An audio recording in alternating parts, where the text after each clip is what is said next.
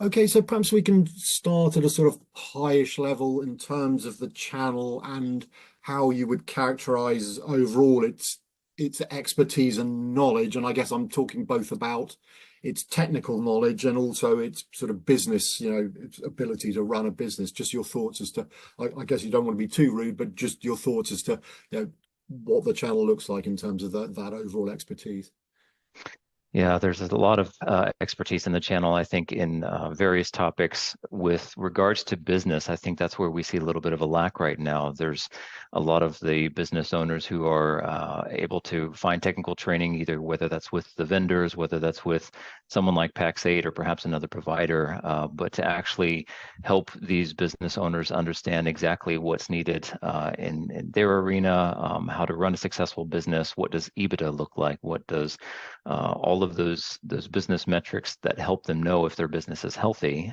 There seems to be a lack in that area. Certainly doing what we can to help educate those business owners and bring them up to speed and guide them along the way, help them understand what those numbers look like, what they mean, what best in class should look like, and more importantly, provide them a roadmap of how to get from where they're at currently to where they want to be in the future.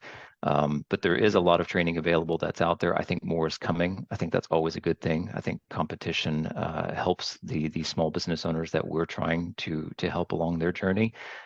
So there certainly is a lot of options out there, and we're proud to offer what Pax8 has in the marketplace. And in terms of the way the market's developing, I mean, I'm thinking there's a lot of new technologies coming on stream, AI, I guess, being the obvious example. And at the same time, a lot of channel organizations are making the transition, if they haven't already, from, say, it being a traditional VAR to an MSP. So in terms of the upskilling required, I say there's a sort of twofold. There's all that new technology that they potentially have to get up to speed with, and then moving their business to a more, shall we say, agile infrastructure to cope with the opportunities. So I guess just your thoughts as to how important it is for companies to be aware of both those needs on technology and infrastructure, if you like, of the business. Yes, I think it's absolutely critical. We know that technology is the fastest changing and fastest growing industry in the world, one of, if not the fastest. And it certainly behooves us in each of our organizations to be able to not just keep up with the pace, but also lead some of those conversations and to help these companies. With regards to working in the business instead of on the business, that's the challenge that we face with a lot of the MSPs that we serve. They're keeping up with their business, their business as usual day-to-day operations, and oftentimes they're not making it a priority to take a step back from that and to really find out where they're going, where they're headed, what does that future look like. And at this point, as you mentioned with AI, it's absolutely crucial that they're looking into what the future holds and how they can serve their customers with that. What we're doing is we make it a priority for all of our team members to be able to understand the technology that we provide, and so we drink our own juice, so to speak. So we're heavily involved in training with Copilot and with other resources as well to make sure that we understand how to effectively use them. It's not just about offering a license for another service. If we don't actually know how to use it and how to effectively put it into practice, then how can we teach those other technology businesses how they can do that for their customers? So we are heavily involved with AI and learning in Academy. We're actually developing an AI strategy in combination here in EMEA and also with some of our global resources, what that looks like going into the future, concepts around an AI masterclass, AI teachings, AI webinars, everything in that arena that would offer something for every partner to learn how they learn best, whether that's virtual, whether that's in person. All of those things are in the works, and certainly we want to make sure that it provides value to them. That way it's not just a buzzword, it's more than that. It's something that they can actually take and put into practice, and it actually makes their business more efficient. It's going to reduce their risk. It's going to help them grow, and that's what's important to us, is making sure we can be that guide and take them by the hand and show them where the future looks like and how they can apply that in their business. And I'm also thinking as well, I mean, the customers clearly very important, it always has been, but in terms of customer expectations, those are potentially shifting again, maybe as VARs turn to MSPs, and I'm just thinking, once upon a time you sort of sold some products, and I won't say walked away, but that was pretty much the transaction. And now we're going to more of a service world where there's an ongoing relationship. So again, do you think there's a need perhaps for some, not all, but some companies to understand, more about that shifting relationship, and therefore to better understand and then meet customer expectations now as opposed to maybe what it was a few years ago? Yes, I absolutely do. I think I don't want to say the wave of the future, because certainly there's lots of MSPs and technology businesses who are doing it now, but I think it will become even more important in the future to base that foundational relationship, more than just selling something and walking away. As you said, it has to be something that's truly grounded in a relationship for you to know what that business needs. So from Pax8 to the companies that we serve, it's really understanding them. It's listening to them, whether that's through meetings that we have with a partner alliance network, whether that's peer groups where they can come and we can learn about their business, whether that's consulting. All of those opportunities give us an opportunity to listen first and foremost. What are their pain points? What do they need going forward? And then for them, we're trying to teach them to do the same things. If they want to make this shift from being break fix, a VAR, anything that's kind of in those beginning journeys, but go to more of a long-term strategic mindset, being in that MSP world and really trying to foster long-term relationships with their customers, then that's where we need to help them grow and help them understand why it's so important. And it's more than much more than just selling something and walking away. The basis of everything that we should be doing is wrapped up in a relationship. And how can we help them do that? I understand it's difficult to scale sometimes, but there's absolutely a way that we can keep relationships at the front and center, if you will, of all of our operational plans. And maybe without frightening people, can you perhaps say the consequences if people don't sort of do this constant upskilling and keep up with the pace, what potentially could happen to the business? And maybe flip it the other way on a more positive, if you want to put it in a more positive light, what are the benefits, if you like, of ensuring that upskilling is going on and you are hopefully keeping right up to date with both the technology and the business side of what needs to be done? Absolutely. It kind of reminds me of the old story of when you have the chief financial officer of a company and they're talking to the chief people officer, and the chief financial officer is concerned about all of the money that it takes to train the staff. And it's like, what happens if we invest in all of these people, we train them, we invest heavily in their professional development, and then they leave? And the chief people officer responds and says, what happens if we don't invest in them and they stay?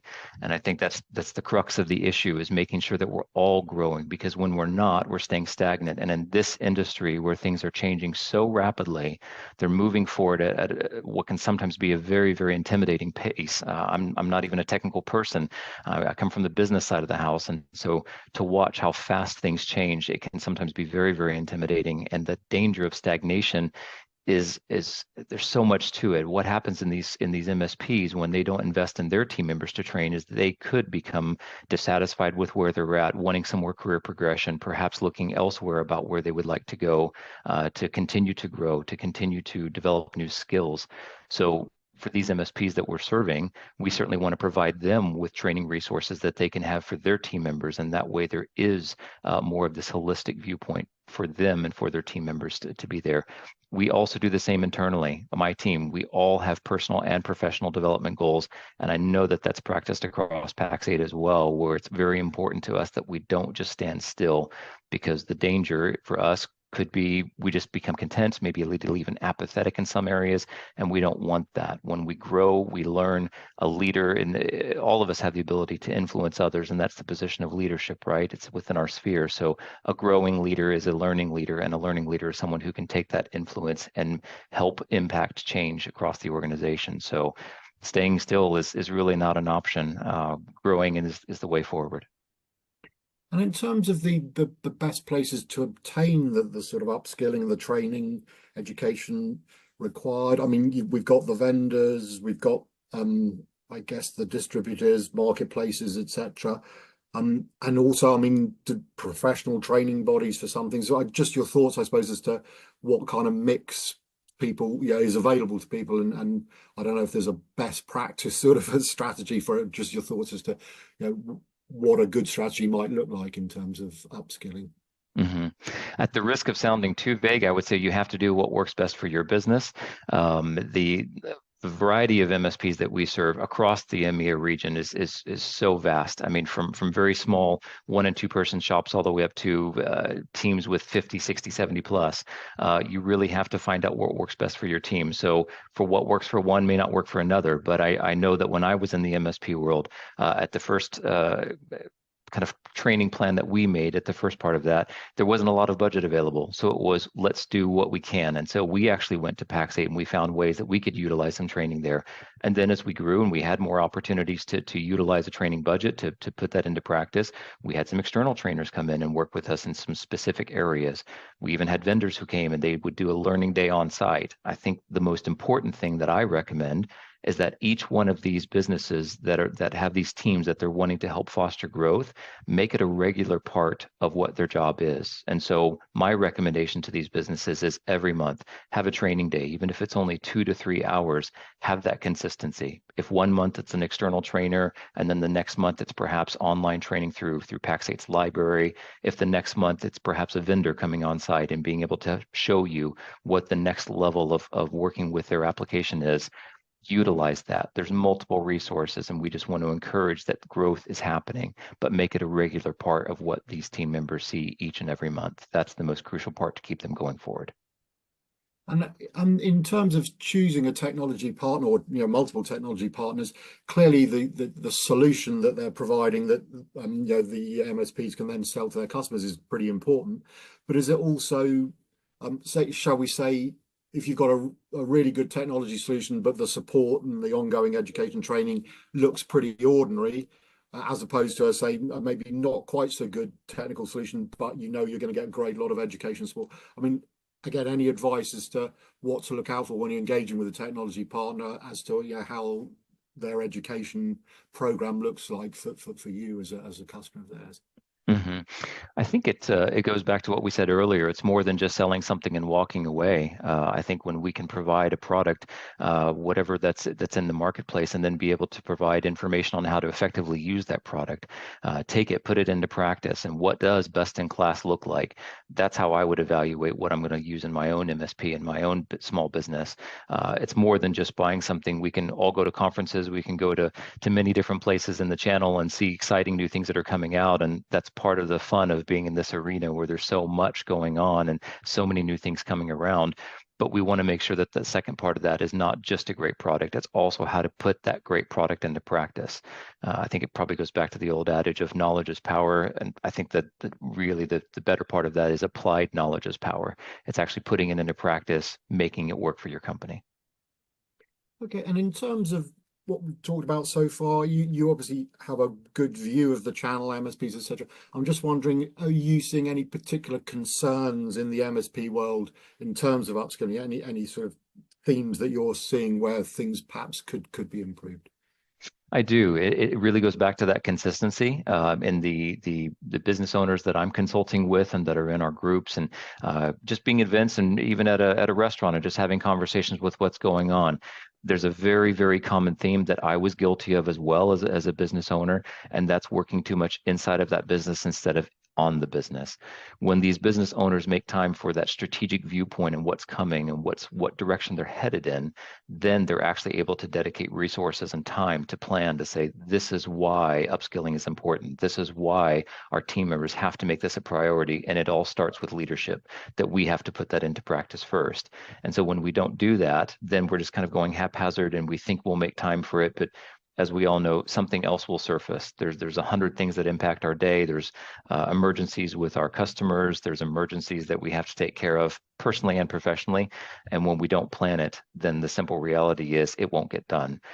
So I see that repeatedly, and I have business owners asking me, how do I actually put it into practice? How do I make sure that my team is growing, that they're upskilling? How can we figure out ways to get them motivated into this? And it's more than just training. It's that planning aspect, holding them accountable to it, talking about it in their one-on-ones, finding out where they're at and how you as a leader can help them develop, how you as a leader can help them take the next step in their growth and make sure that they're feeling fulfilled. So lack of planning, I would say, is definitely impacting these MSPs and their ability to upskill themselves and their team. And in terms of delivering the upskilling, perhaps from your own organisation experience, how important is it to tailor the program? Because I think you mentioned earlier you've got all manner of size of companies, and I suspect they have slightly different requirements and or abilities to absorb upskilling, and also, I mean, different job titles. There's a whole load of job titles to cater for. So how, I guess it's not one size fits all, but how granular, if you like, does that upskilling need to be, or can it be, I suppose? I think it's important to cast a wide net so that there's something for everybody. I think at the beginning you can certainly provide training resources. For example, within Pax8, we have the free library. Every partner has access to the library, and inside of there is a wide variety of content on business, on technical resources, vendor 101s, the Microsoft Hub, the Security Hub. All of that is available for free, and that is the widest possible net that we can spread to say, hey, we want to meet the partners where they're at and provide something that's actually useful, and not just talk about it, but do it and put it into practice for them. Then as we kind of close up the gap a little bit, as we go into talking with partners in peer groups or talking with them in the Partner Alliance Network and finding out what some specific needs are, perhaps when we consult with them one-on-one, we find out there's some very bespoke needs that we can also help address. That's also part of what we do. And so being able to go in and listen, again, crucial practice that we have to make sure that we're engaging in, listening to what's important to those partners. Does the library cover everything, or do they need more? Do they need more of this consulting? Is the team fine, but perhaps the owners need alignment? And so as we listen, we can really help determine, based on what they tell us, what their needs are, and then help guide them in the appropriate way. And I think it's important to do that so that we don't just make assumptions. We want to provide something that's there for everyone, but then also for those who are ready to take those next steps, we have something for them as well that gets a little bit more granular, as you said, and more targeted to their specific organization, and getting in and really meeting some specific needs that they've discussed with us. And I'm also wondering, because you mentioned earlier, obviously you're sort of pan-European in coverage. So do you notice any differences in attitudes to the issue of upskilling, and or do you see some sort of best practices in some areas that you then kind of bring across, or just your thoughts as to how regional variations across Europe, if that's not too broad a topic to address? Absolutely. It's a fascinating topic for me, and one that I continue to learn on. As you can hear from my voice, I sound like I'm an American. I've certainly lived over there for a number of years, but I was actually born in the UK. I currently live in Germany, where my home is. And so being able to understand all of the cultural and regional differences is, I think, something that I'm also continuing to make an effort to learn and grow and understand what these cultural nuances are. Certainly have seen that there is a common thread where business owners in Germany are working too much in the business, just as they are in the UK or in Belgium. But then when it comes to the actual type of topics that we're working with them on, we do see differences. There are some regions that we work with that I would say are more advanced, that they're perhaps bigger companies. They have more of a structured training plan. They have more of a strategic vision, but it's also perhaps they've been in business a little bit longer. Then there's some parts of the region that we're working with where it might go back a little bit more to business 101 before we even talk about what it means to be an MSP, and helping them make that transition from break fix or from just kind of looking at what's coming through the door. We're actually talking about business 101. What are those essentials, those foundational things that they need to be a successful business day in and day out? And then from there, we build into what it looks like to be an MSP. So we are trying to listen, we are trying to learn and not make assumptions, and make sure that we really understand what's needed in each region. It is very diverse, as you said. It's a there's a lot of learning that is there, and certainly along the way, it's been fun to see how businesses operate in the Nordics or in the Baltics or here in the DACH region or in the UK. But I think that's the most important thing, is we're still listening. We're still trying to find out what our partners need, and then listen to those differences and make sure that it's something that's meaningful to them that they can apply. And do you think, I mean, the channel, the trusted advisor was the sort of, it's almost a cliche now, I guess, as a phrase, that's what you've got to become for all your customers. And whether or not that's a devalued phrase now, but do you think there is an opportunity with what we're talking about, whether you add sort of expert to the front of that, you're an expert, trusted advisor, or a new name, just to indicate that some companies are doing what we've discussed better than others? I guess, how can you prove that you're differentiating, you're doing things better than some of your competitors, whether it's by what you call yourself or your actions, I suppose, if that makes sense? Yeah, it absolutely does. And I think the irony there is, yes, that trusted advisor phrase has been around for such a long time. And to the point there where, like I said, it might even be an overuse, or we just kind of take it for granted that everybody's saying that they're a trusted advisor. I would like to think that the way that we're doing it is by putting our money where our mouth is, so to speak, and that's by listening. So, for example, we've got a very large conference coming up in Berlin this fall. Prior to this summer, we were spending time going around meeting with partners in each of the regions and asking them, what does a conference like this look like? What would it be like to be partner centric? What does it mean for you to take time away from your business and from your team members and to invest in a thing like that, invest in an event, and then go there and get something in return that's actually worth putting into practice? So going there and listening, and then taking that feedback and taking it up the chain to the people who are making those decisions on how to make this event great, and then being able to go back to those same partners and say, hey, thank you for this feedback. This is actually what you told us, and this is what we've put into practice because of it. And so I think it's that listening component and saying, we actually do want to hear your voice. You have one with Pax8, and we want to be able to take that voice and then use it to make sure that it's something that's meaningful to you. And in Academy, we filter that all the way down to how we work in the consulting realm and with our partners inside of these groups to say, tell us what your voice is. Tell us what you're concerned about. Tell us how we can make these things better for you. We're not perfect, newsflash. But you know what? We have a lot of people who are very, very passionate about helping partners. Some of us have sat in that same seat where we know what it's like to be on the other side of the table saying, I have a small business. I have 20 or 30 team members that I have to take care of.